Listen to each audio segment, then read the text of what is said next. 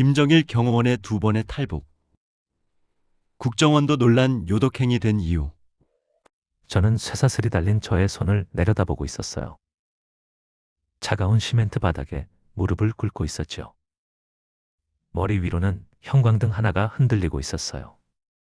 번호 27. 고개 들어라. 조용한 방 안에서 그런 소리가 들렸어요. 저는 10년 동안 김정일 바로 옆을 지키던 경호원이었어요. 지도자를 위해 죽으라고 배운 사람이었죠. 그런데 이제 저는 경호원이 아니라 국가안전보위부 지하 감방에 끌려온 번호 27번 죄수였습니다. 첫 번째 탈북이 실패로 끝난 뒤였어요. 그리고 이곳에서 나온 뒤 저는 다시 한번 강을 건너야 했습니다. 여러분, 전 국정원 북한 담당 K요원입니다. 오늘은 김정일을 10년 동안 곁에서 지킨 경호원이 2번의 탈북을 시도한 이야기입니다. 첫 번째 탈북 실패 후 그는 보위부 지하 감방과 요독 수용소를 거쳐야 했습니다. 그리고 요독에서 출소해 재탈북하였습니다. 끝까지 들으시면 왜 그가 2번이나 목숨을 걸어야 했는지 바로 이해하시게 될 것입니다. 그럼 시작하겠습니다. 저는 함경북도 무산에서 태어났어요. 광산과 공장이 많은 변두리 도시였죠. 집은 가난했지만 부모님은 저에게 항상 이렇게 말했어요. 공부 열심히 해서 나라에 보답해라.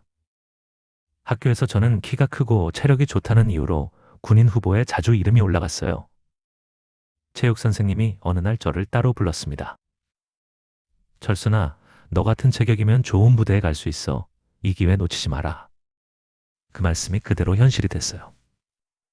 10대 후반에 저는 평양으로 올라왔습니다. 거기서 처음으로 특별경호부대라는 말을 들었어요. 당과 수령을 지키는 최정예 부대다. 선발되면 인생이 달라진다. 그때 저는 자랑스럽기만 했어요. 부모님께 편지를 이렇게 썼습니다. 아버지 어머니, 아들이 큰일을 맡게 됐어요. 지도자를 지키는 부대로 가게 됐습니다. 그 부대가 바로 김정일을 직접 보호하는 경호부대였습니다. 훈련은 상상보다 훨씬 더 심했습니다. 우리는 매일 새벽에 일어나 달리고 사격하고 격투를 배웠어요. 몸이 버티지 못하는 동무들은 하나둘씩 탈락했습니다. 우리의 임무는 단 하나다. 지도자 몸에 손가락 하나도 닿지 않게 하는 것이다. 교관들이 그렇게 말하며 우리를 몰아붙였어요. 실수하면 단체 기합이었습니다. 밤늦게까지 구보를 하고 눈이 오나 비가 오나 훈련장을 돌았어요. 그 대신 생활은 일반 군인과 달랐어요. 우리가 먹는 식단은 훨씬 좋았고 훈련장이 있는 구역은 늘 전기가 들어왔습니다. 처음 김정일을 실제로 본 날이 아직도 기억나요. 전용 별장으로 들어가는 길목이었어요. 검은 차량 행렬이 나타났고 우리는 도로 양쪽으로 서서 경례를 했습니다. 차가 멈추고 문이 열리고 짧은 시간 동안이지만 김정일이 직접 내리는 모습을 보았어요. 그때 저는 이렇게 생각했어요. 아, 저 사람이 정말 우리 교과서에 나오던 바로 그 사람이다. 내가 지금 나라의 중심을 지키고 있구나. 별장 안에는 일반 주민들이 상상하지 못할 세계가 있었어요. 길게 늘어선 식탁, 질 좋은 고기와 과일, 외국 술과 과자들, 수영장과 연못이 화려했죠. 우리는 경호원이라 그 자리에 같이 앉지는 못했지만 바깥에서 지키면서 그 모습을 볼 수 있었어요. 그때까지 저는 의심하지 않았어요. 우리가 고생하는 건 당연하다. 지도자를 편히 모시는 것이 나라를 위한 일이다. 이렇게 믿고 있었어요. 어느 날이었어요. 별장 정원에서 경계 근무를 서고 있었습니다. 그날은 김정일이 가족들과 함께 쉬는 날이었어요. 멀리서 아이 웃음소리가 들렸습니다. 저는 자동적으로 그쪽을 향해 고개를 돌렸어요. 정원 한쪽에서 어린 남자아이가 강아지와 함께 뛰어다니고 있었어요. 나이는 6살, 많아야 7살 정도로 보였어요. 주변에는 선생님과 수행원들이 서 있었고 멀리서 우리 같은 경호원들이 원을 그리며 지키고 있었지요. 아이에게는 또래 친구가 없었습니다. 그와 함께 노는 사람들은 전부 어른이었어요. 선생님, 보모, 간부 가족, 수행원들 뿐이었어요. 아이의 이름은 그때도 조용히 불렸습니다. 밖에서는 함부로 입에 올릴 수 없는 이름이었어요. 놀다가 아이가 넘어졌습니다. 강아지가 짖으며 옆에서 빙빙 돌았어요. 그러자 아이가 갑자기 소리를 지르며 화를 냈어요. 시끄러워, 꺼져. 아이의 표정은 금방 빨갛게 변했습니다. 얼굴을 찡그리더니 주변에 있던 화단을 발로 차기 시작했어요. 꽃이 꺾이고 흙이 튀었습니다. 옆에 있던 여성 수행원이 다가가 조심스럽게 아이를 달래려 했어요. 그런데 아이가 그 여성에게도 큰 소리로 말했어요. 나 건드리지 마, 저리 가. 순간 주변 공기가 멈춘 것 같았어요. 아무도 아이를 꾸짖지 않았습니다. 모두 그냥 조용히 서 있었어요. 우리는 경호원끼리 눈만 마주쳤습니다. 저 아이가 나중에 이 나라를 이끌겠구나. 그때 그런 생각이 머리를 스쳤어요. 그날 이후로 저는 여러 번 그 아이를 보게 됐어요. 놀이터, 실내 체육장, 별장 복도.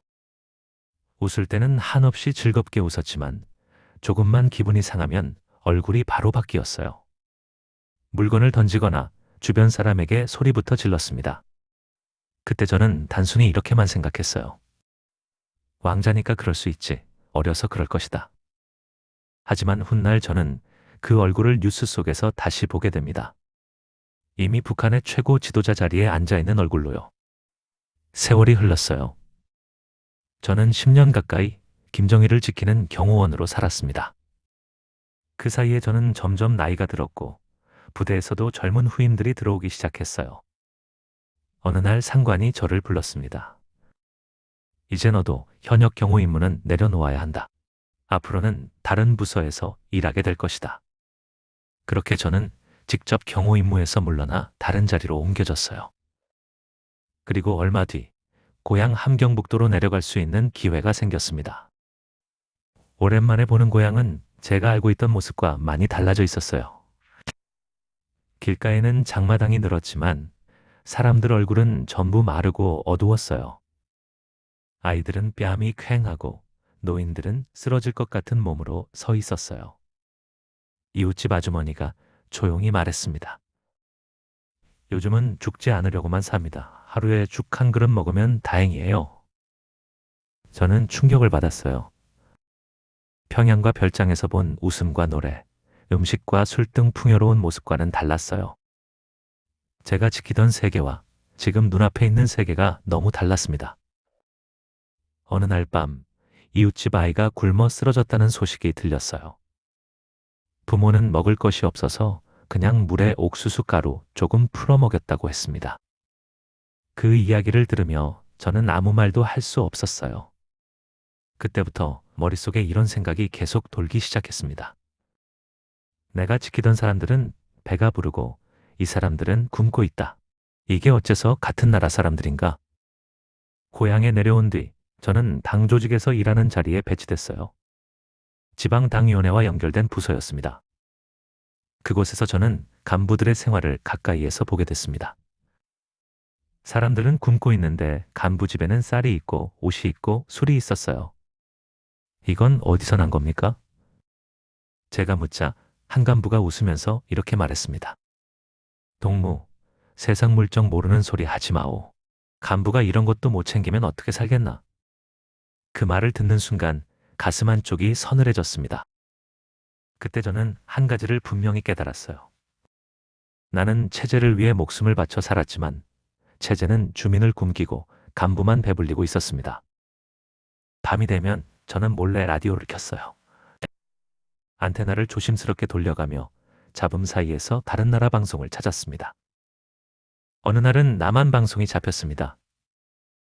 처음에는 믿기 어려웠어요. 방송에서 북한 주민이 굶고 있다는 말이 나왔을 때 저는 손이 멈췄습니다. 내가 오늘 낮에 본 장면과 똑같은 말을 저쪽에서도 하고 있구나. 그때부터였습니다. 제가 배운 모든 것이 거짓일 수 있다는 생각이 마음속에서 자라기 시작했어요. 시간이 지나면서 저는 더 많은 것을 보게 됐어요. 굶어 죽는 이웃, 병원에 가도 약이 없어 돌아오는 가족들이 많았어요. 이걸 계속 보고만 있어야 하나? 제 마음이 점점 무거워졌습니다. 경호원 시절 우리는 영도자를 위해 죽겠다고 맹세했습니다. 그런데 이제 저는 이런 생각을 했습니다. 이대로 살다가 아무것도 못하고 죽으면 나 자신에게 부끄럽다. 어느 날 밤, 저는 라디오를 끄고 한참 동안 어두운 천장을 바라보고 있었어요. 이 사실을 밖으로 알려야 한다. 두만강을 건너 중국으로 가고 거기서 남한으로 가서 내가 본 진실을 말해야 한다. 그때부터 저는 탈출을 진지하게 생각하기 시작했습니다. 물론 들키면 모든 것이 끝이었습니다. 그래도 더는 뒤로 물러설 수가 없었어요. 그렇게 해서 제 첫 번째 탈출 계획이 시작됐습니다. 1994년 어느 겨울, 저는 드디어 집을 나섰습니다. 가족에게는 정확한 계획을 말할 수 없었어요. 그저 이렇게만 말했습니다. 조금 먼 곳에 출장을 다녀오겠습니다. 얼마 동안 소식이 없더라도 걱정하지 마십시오. 마음을 숨기고 집을 나섰지만 한 걸음 한 걸음이 무거웠어요. 두만강 가까이에 도착했을 때 이미 해는 지고 어둠이 내려앉고 있었습니다. 강 위에는 얼음이 얼어 있었고 군인들의 발자국이 여기저기 찍혀 있었어요. 저는 숲 가장자리에 숨어서 한참을 숨을 죽이고 있었습니다. 귀에는 심장 뛰는 소리만 쿵쾅거리며 들렸어요. 손끝은 차가워서 감각이 무뎌지고 있었습니다. 멀리서 순찰대 불빛이 보였어요. 횃불을 든 군인들이 천천히 강둑을 따라 움직이고 있었습니다. 그들이 지나가기를 기다리는 시간이 끝없이 길게 느껴졌어요. 겨우 불빛이 사라지자 저는 천천히 숲에서 나왔습니다. 발밑에 마른 나뭇가지가 바스락 소리를 내자 온몸이 얼어붙는 것 같았어요. 저는 숨을 고르고 주변을 살핀 뒤 조심스럽게 발을 옮기기 시작했습니다. 첫 발을 내디뎠을 때 얼음이 크게 삐걱거렸습니다. 저는 그 자리에 멈춰 섰어요. 다시 한번 주변을 둘러보고 천천히, 아주 천천히 앞으로 나아갔습니다. 얼음이 삐걱거리는 소리가 들릴 때마다 심장이 쿵 내려앉는 것 같았어요. 중간쯤 왔을 때 갑자기 얼음 아래에서 물소리가 들렸습니다. 발밑 얼음이 조금 흔들리는 것 같았어요. 저는 몸을 낮추고 더 천천히 움직였습니다. 한 발, 또 한 발, 숨소리조차 줄이며 나아갔어요. 거의 다 왔을 때 뒤쪽에서 개 짖는 소리가 들렸습니다. 저는 마지막 남은 힘을 다해 강을 뛰어 건넜어요. 발이 맞은편 땅에 닿는 순간 그대로 풀밭에 쓰러졌습니다. 겨우 강을 건너 중국 땅에 발을 디뎠을 때 저는 잠시 멈춰 섰어요. 그리고 뒤를 돌아보았습니다. 이제 끝났구나. 저쪽으로는 다시 돌아갈 일 없다. 하지만 그 생각은 오래가지 못했습니다. 얼마 지나지 않아 중국 공안이 저를 붙잡았어요. 저는 중국 어느 마을에서 조선족 주민 집에 숨어 있었습니다. 나흘째 되던 날 새벽이었어요. 문을 두드리는 소리에 잠에서 깼습니다. 문 열어라, 공안이다. 그 소리를 듣는 순간 온몸에 식은땀이 흘렀어요. 도망칠 곳도 숨을 곳도 없었습니다. 제 말과 행동에서 무언가 이상함을 느낀 그들은 저를 바로 연행했습니다. 취조실에서 여러 질문을 받았고 결국 저는 북한 사람이라는 사실이 드러났습니다. 조용히 문이 열리더니 누군가 이렇게 말했습니다. 북한 대사관으로 보낸다. 그 말을 듣는 순간 제 다리가 풀렸어요. 송환된다는 것은 거의 죽으러 간다는 뜻이었기 때문입니다. 저는 중국에서 북한 대사관으로 넘겨졌고 다시 북한으로 끌려갔습니다. 평양에 도착하자마자 국가안전보위부 예신국으로 넘겨졌어요. 지하 감방은 습하고 차가웠습니다. 문이 열리는 소리, 쇠사슬 끌리는 소리, 어디선가 물이 떨어지는 소리들. 이 모든 소리가 메아리 쳐서 얼마나 깊은 곳에 있는지 알 수 없었어요. 옆방에서 들려오는 신음소리와 멀리서 들려오는 발자국 소리가 들렸지요. 그리고 철문이 열렸다 닫히는 소리는 소름 돋았습니다. 처음 이틀은 아무도 저를 찾아오지 않았습니다. 그냥 어두운 방에 혼자 갇혀 있었어요. 밥은 하루에 한 번 문 밑으로 밀려 들어왔습니다. 옥수수 몇 알과 물 한 컵이 전부였어요. 처음 조사실로 끌려나갈 때 그들이 말했습니다. 이름 말하지 마라. 너는 이제 번호 27이다. 그때부터 저는 한철순이 아니라 번호 27번이 되었어요. 조사실은 지하 복도 끝에 있었습니다. 형광등 불빛이 너무 밝아서 눈을 뜨기가 힘들었어요. 의자 하나와 책상 하나와 벽에 걸린 도구들이 희미하게 보였어요. 조사는 거칠었습니다. 책상 위에 물통이 놓이고 제 머리는 의자에 묶였습니다. 고개 숙여라. 조사원이 명령했습니다. 제 머리가 강제로 뒤로 젖혀졌어요. 물은 제 얼굴로 쏟아졌고 숨을 쉴 수 없었어요. 코로 물이 들어오고 목구멍으로 물이 밀려 들어왔습니다. 숨을 쉬려고 하면 할수록 더 많은 물이 들어왔어요. 폐가 터질 것 같았습니다. 머리가 터질 것 같았어요. 잠깐 물이 멈췄습니다. 저는 기침을 하며 숨을 토해냈어요. 눈앞이 흐릿했고 귀에서 윙윙 소리가 났습니다. 질문이 이어졌습니다. 누가 시켰나? 한국과 접촉한 적 있나? 경호부대에 정보를 넘겼나? 없습니다. 아무것도 없습니다. 제가 대답하자 다시 물이 쏟아졌습니다. 저는 숨을 돌릴 틈도 없이 같은 질문을 반복해서 들었습니다. 거짓말하지 마라. 다 안다. 조사원이 차갑게 말했습니다. 경호원이 왜 중국으로 도망가나? 반드시 연결된 놈들이 있다. 그날은 물고문이었지만 다음 날은 달랐습니다. 긴 몽둥이가 제 종아리를 내리쳤어요. 뼈에 직접 닿는 충격이 온몸으로 퍼져나갔습니다. 다리를 몽둥이로 맞을 때마다 온몸이 떨렸어요. 이빨이 부딪히며 소리가 났습니다. 한 대, 두 대, 세 대. 처음에는 아픔을 느꼈지만 나중에는 다리가 감각이 없어졌어요. 그저 둔탁한 충격만 느껴질 뿐이었습니다. 어느 순간 저는 의자에서 쓰러졌습니다. 바닥에 넘어져서 차가운 시멘트에 뺨을 붙이고 누워 있었어요. 입에서 피맛이 났습니다. 혀를 깨물었는지 잇몸이 터졌는지 알 수 없었어요. 일어나라. 발길질이 옆구리로 들어왔습니다. 하지만 일어날 힘이 없었어요. 두 팔로 바닥을 짚고 천천히 몸을 일으키려 했지만 발이 후들거렸습니다. 그때 저는 내가 예전에 지키던 그 건물들, 회의장, 별장, 그리고 그 안에서 웃던 얼굴들을 떠올렸어요. 나는 그들을 위해 살았는데 이제 그들이 나를 이렇게 묶어놓고 때리고 있구나. 이 생각이 들자 가슴이 더 차가워졌습니다. 밤에 감방으로 돌아오면 온몸이 쑤셨습니다. 누울 자리도 좁았고 담요도 없었어요. 그저 시멘트 바닥에 몸을 웅크리고 떨면서 잠을 청했습니다. 잠이 들면 악몽을 꿨어요. 물에 빠져 죽는 꿈, 끝없이 맞는 꿈, 도망가려 하는데 다리가 움직이지 않는 꿈. 얼마나 지나갔는지는 잘 기억나지 않아요.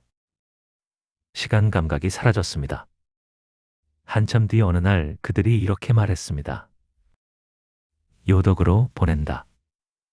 요덕 정치범 수용소에 들어가자마자 저는 공기부터 다르다는 것을 느꼈어요. 긴 담장, 철조망, 감시탑, 기관총, 그리고 묵묵히 줄지어 걷는 사람들. 첫날 우리는 규칙부터 들었습니다. 여기서는 살아남는 것만 생각해라. 말을 잘 듣고 주어진 일을 하라. 점호가 시작됐습니다. 우리는 바깥 광장에 줄을 서서 섰어요. 겨울바람이 얼굴을 때렸습니다. 옷은 얇았고 신발은 구멍이 났고 손은 이미 동상으로 검게 변한 사람들이 많았어요. 아침은 새벽에 시작됐습니다. 언제나 같은 식사였어요. 옥수수 가루가 든 죽 한 그릇, 때로는 그것조차 모자랐습니다. 죽은 뜨겁지도 않았어요. 미지근하고 걸쭉한 액체에 옥수수 껍질이 둥둥 떠 있었습니다. 맛도 없고 배도 차지 않았지만 그것이 하루를 버티는 전부였어요. 하루 종일 산에서 나무를 하거나 밭에서 일을 했어요. 산에 올라가면 나무를 베고 묶어서 등에 지고 내려와야 했습니다. 한 사람당 하루 할당량이 정해져 있었어요. 할당량을 못 채우면 저녁죽이 반으로 줄었습니다. 손에는 도끼 자국이 생기고 피가 나고 굳고 또 터지기를 반복했어요. 등에는 나무를 묶은 밧줄 자국이 깊게 패여 들어갔습니다. 발이 부르트고 손에 피가 나도 멈출 수 없었습니다. 어느 날은 비가 왔습니다. 그래도 일을 멈출 수 없었어요.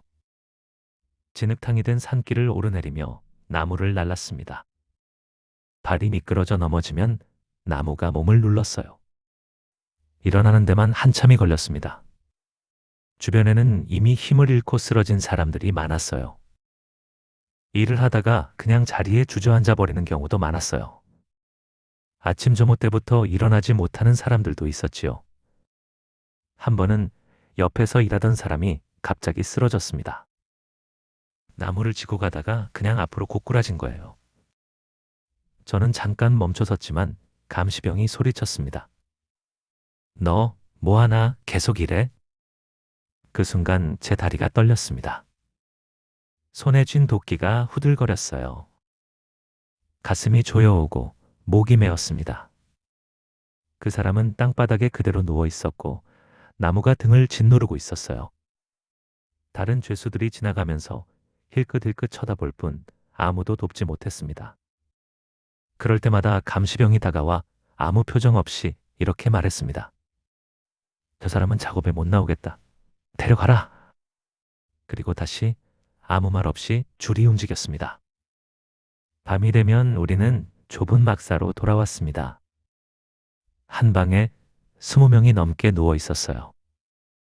이불이라고 할 것도 없는 해진 천조각 하나씩 덮고 몸을 웅크렸습니다.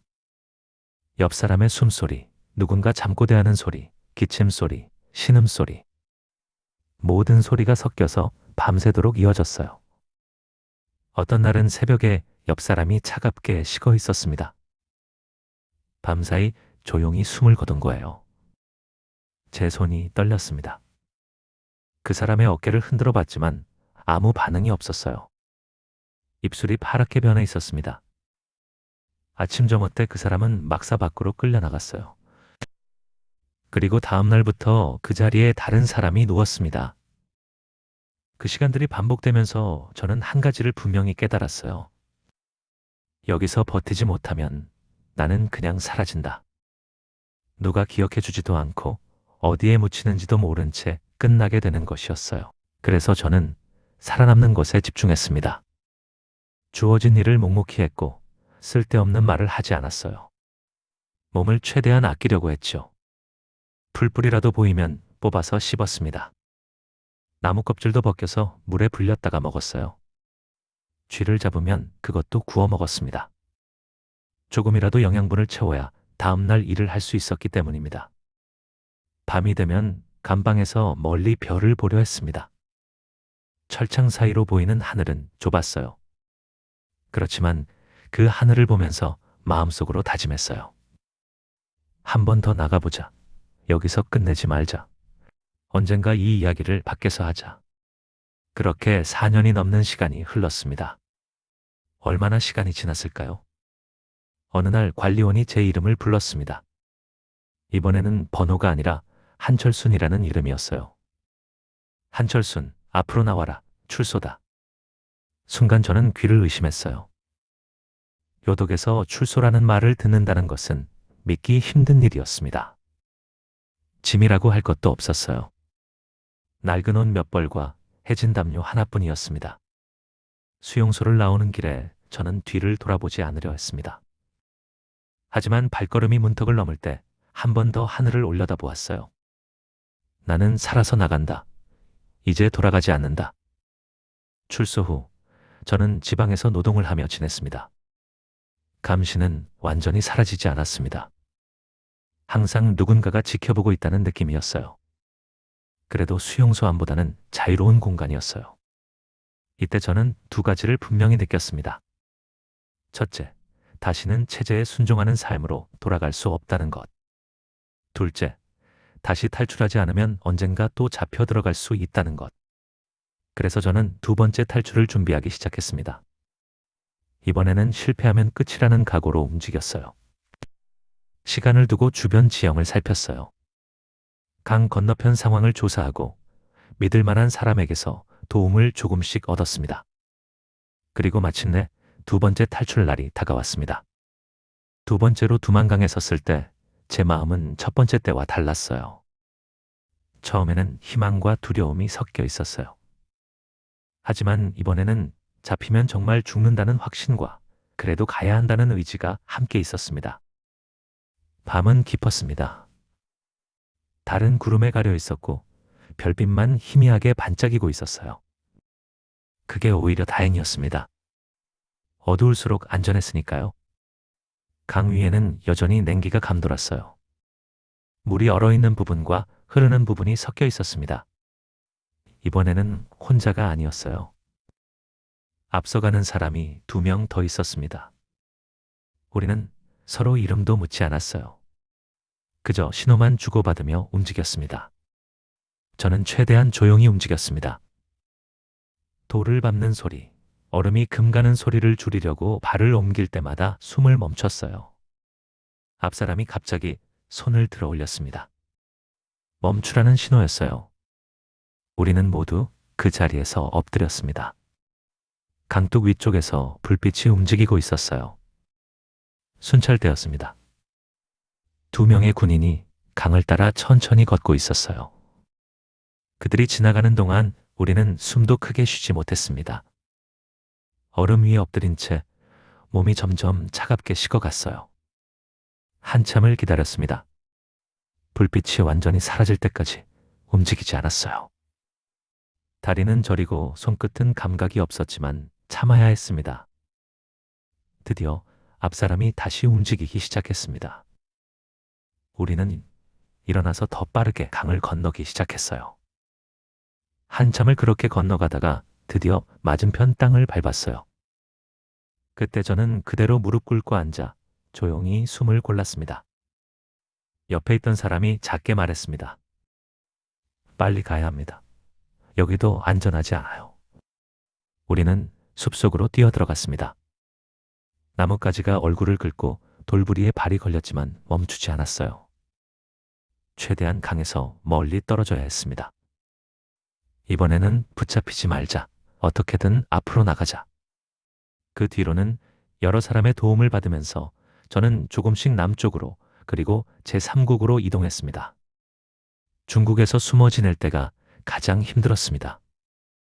신분이 없으니 밖으로 나갈 수도 없었고 항상 숨어 있어야 했어요. 창문도 함부로 열 수 없었고 낮에는 커튼을 치고 어둠 속에 앉아 있었습니다. 한 번은 공안이 집 근처를 돌았습니다. 신분증 검사를 한다는 소리가 들렸어요. 저는 옷장 뒤에 숨어서 숨을 죽이고 있었습니다.